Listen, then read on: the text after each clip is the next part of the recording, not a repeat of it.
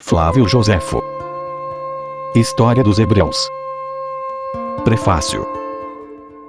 Flávio Joséfo foi um historiador judeu do século I da Era Comum. Escreveu duas obras muito importantes: A História dos Hebreus e A Guerra contra os Judeus. Embora essa obra seja antiga, chegou a nós nos dias de hoje pelo trabalho de copistas.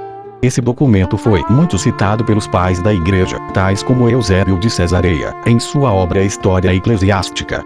Joséfo, em sua obra História dos Hebreus, conta toda a história do povo judeu desde Adão. Ele adiciona elementos que não aparecem na Bíblia. Não se sabe se esses elementos são de fato históricos ou se vêm de uma tradição ou interpretação posterior. De qualquer forma, é muito útil para entender o contexto bíblico de muitas das situações. O próprio Joséfo traz informações que não aparecem na Bíblia, mas que parecem harmonizar o texto, até aumentando a sua riqueza e profundidade. É fundamental para entender o contexto judaico no início da Era Comum. Além disso, Joséfo tem um verdadeiro apelo apologético de comprovar a historicidade e a sustentação de tudo o que fala. Esse audiolivro é uma tradução livre, com base na versão inglesa do documento, disponível em domínio público. A tradução e produção desse audiolivro foi realizada pelo canal Livros Históricos. Para facilitar a compreensão do audiolivro, algumas alterações e simplificações foram feitas, visando a melhor compreensão do audiolivro. Eis o prefácio escrito pelo próprio Flávio Joséfo. 1. Aqueles que se propõem a escrever histórias, eu percebo que não se dão ao trabalho da mesma motivação, mas que diferem sua motivação. Alguns deles se aplicam a esta parte do aprendizado para mostrar sua habilidade em composição, e para que assim adquiram fama de falar bem. Outros escrevem historias para gratificar aqueles que se preocupam com elas, e por isso não pouparam esforços, mas foram além de suas próprias habilidades na performance. Mas há outros que, por necessidade e por força, são levados a escrever histórias, porque eles estão preocupados com os fatos e, portanto, não podem se eximir de comprometer-se a escrever, para benefício da posteridade. Não são poucos os que foram induzidos a tirar seus fatos históricos das trevas para a luz, e produzi-los para benefício do público, pela grande importância dos próprios fatos que eles se preocuparam. Agora, dessas várias razões para escrever história, devo professar que os dois últimos foram minhas próprias razões também, pois como eu mesmo estava interessado naquela guerra que nós judeus tivemos com os romanos, e eu mesmo conhecia suas ações particulares, e a conclusão que tive, fui obrigado a dar a história dela, porque vi que outros perverteram a verdade dessas ações em seus escritos. 2. Agora empreendi o presente trabalho, pensando que parecerá a todos os gregos digno de seu estudo, pois conterá todas as nossas antiguidades e a constituição de nosso governo, conforme interpretado a partir das escrituras hebraicas. E, de fato, eu pretendia anteriormente, quando escrevi sobre a guerra, explicar quem eram os judeus originalmente, que fortunas eles tinham e foram submetidos, por qual legislatura eles foram instruídos na piedade, e o exercício de outras virtudes, quais guerras também eles fizeram em épocas remotas, até que foram involuntariamente empenhados nesta última com os romanos. Mas porque este trabalho seria bem extenso, eu o separei em um tratado conjunto por si só, com um início próprio e sua própria conclusão. Mas com o passar do tempo, como geralmente acontece com quem empreende grandes coisas, cansei-me em prosseguir devagar, sendo um assunto extenso e difícil de traduzir nossa história em uma língua estrangeira, para nós desacostumada. No entanto, havia algumas pessoas que desejavam conhecer nossa história, e assim me exortaram a continuar com ela. E, acima de tudo, Epafrodito, um homem que é amante de todo tipo de aprendizado, mas principalmente se deleita com o conhecimento da história, isso porque ele próprio se preocupou com grandes negócios, e muitas mudanças de fortuna, e tendo mostrado um maravilhoso rigor de uma excelente natureza, e uma resolução virtuosa e móvel em todos eles. Cedi às persuasões deste homem, que sempre cita como tem habilidades no que é útil e aceitável, para juntar meus esforços com o seu. Eu também me envergonhava de permitir que qualquer preguiça de disposição tivesse uma maior influência sobre mim, do que o prazer de me esforçar em estudos que eram muito úteis. Então me despertei e continuei meu trabalho com mais alegria. Além do mais os motivos anteriores, tive outros sobre os quais refleti muito, e estes foram, que nossos antepassados estavam dispostos a comunicar essas coisas aos outros, e que alguns dos gregos fizeram um esforço considerável para conhecer os assuntos de nossa nação. 3.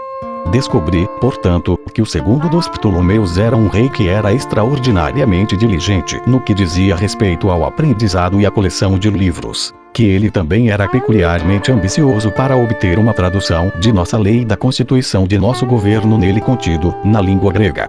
Ora, Eleazar, o sumo sacerdote, não inferior a qualquer outro dessa dignidade entre nós, não invejava ao rei a participação dessa vantagem, que de outra forma ele certamente lhe teria negado, mas que ele sabia o costume de nossa nação era não impedir que nada daquilo que nos estimávamos fosse comunicado aos outros. Assim, pensei que me convinha imitar a generosidade de nosso sumo sacerdote, e supor que pode haver muitos amantes do aprendizado como o rei, pois ele não obteve todos os nossos escritos naquela época, mas aqueles que foram enviados para Alexandria como intérpretes, deu-lhe apenas os livros da lei, enquanto havia um grande número de outros assuntos em nossos livros sagrados. Eles, de fato, contêm neles a história de 5.000 anos, em que tempo aconteceram muitos acidentes estranhos, muitas chances de guerra e grandes ações dos comandantes e mutações da forma de nosso governo. O homem que ler esta história, pode aprender principalmente com ela, que todos os eventos se sucedem bem, até um grau incrível, e a recompensa da felicidade é proposta por Deus, é para aqueles que seguem sua vontade, e não se atrevem a quebrar suas leis excelentes. E que assim na medida em que os homens apostatam da observação precisa delas, o que era prático antes se torna impraticável, e tudo o que eles põem como uma coisa boa, é convertido em uma calamidade incurável. E agora eu exorto todos aqueles que folheiam esses livros, para aplicar suas mentes em Deus. Moisés viveu há 2000 anos. Em que grande distância de eras, os próprios poetas não foram tão resistentes a ponto de fixar até mesmo as gerações de seus deuses, muito menos as ações de seus homens, ou suas próprias leis. À medida que prossigo, portanto, vou descrever com precisão o que está contido em nossos registros, na ordem de tempo que pertence a eles, pois já prometi fazê-lo ao longo deste empreendimento, isso sem adicionar qualquer coisa ao que está contido nele, ou retirar qualquer coisa dele. 4. Mas porque quase toda a nossa Constituição depende da sabedoria de Moisés, nosso legislador, não posso evitar dizer algo sobre ele de antemão, embora o faça brevemente. Quero dizer, porque senão aqueles que leem meu livro podem se perguntar como meu discurso, que promete um relato de leis e fatos históricos, contém muito da filosofia. O leitor deve saber, portanto, que Moisés considerou extremamente necessário que aquele que conduzir bem sua própria vida e dar leis aos outros, em primeiro lugar deve considerar a natureza divina, e, ao contemplar as operações de Deus, deve, assim, imitar o melhor de todos os padrões, na medida em que for possível para a natureza humana fazer e procurar segui-lo. Nem o próprio legislador poderia ter uma mente sã sem tal contemplação, nem qualquer coisa que ele deveria escrever tenderia à promoção de virtude em seus leitores. Quero dizer, a menos que eles sejam ensinados antes de tudo, que Deus é o Pai e Senhor de todas as coisas, e vê todas as coisas, e que dali concede uma vida feliz àqueles que o seguem, mas mergulha os que não andam nos caminhos da virtude em inevitáveis misérias. Agora, quando Moisés estava desejoso de ensinar esta lição a seus compatriotas, ele não iniciou o estabelecimento de suas leis da mesma maneira que outros legisladores. Quero dizer, sobre contratos e outros direitos entre um homem e outro, mas elevando suas mentes para cima para considerar Deus e sua criação do mundo, e persuadindo-os de que nós, homens, somos as mais excelentes das criaturas de Deus sobre a terra. Agora, quando uma vez ele trouxe para se submeterem à religião, ele facilmente os persuadiu a se submeterem em todas as outras coisas. Outros legisladores seguiram fábulas e, por seus discursos, transferiram os mais reprováveis dos vícios humanos aos deuses, e deu aos ímpios as desculpas mais plausíveis para crimes. Mas quanto ao nosso legislador, quando uma vez demonstrou que Deus estava possuído de virtude perfeita, ele supôs que os homens também deveriam se esforçar para participar dela. E naqueles que não pensavam assim, e assim acreditavam, ele inflige as punições mais severas. Eu exorto, portanto, meus leitores a examinar todo esse empreendimento nessa visão, pois assim vai lhes parecer que não há nada nele desagradável para a majestade de Deus, ou ao seu amor à humanidade, pois todas as coisas têm aqui uma referência à natureza do universo. Enquanto nosso legislador fala algumas coisas com sabedoria, mas enigmaticamente, e outras sob alegoria, mas ainda explica as coisas que exigem uma explicação direta, clara e expressamente.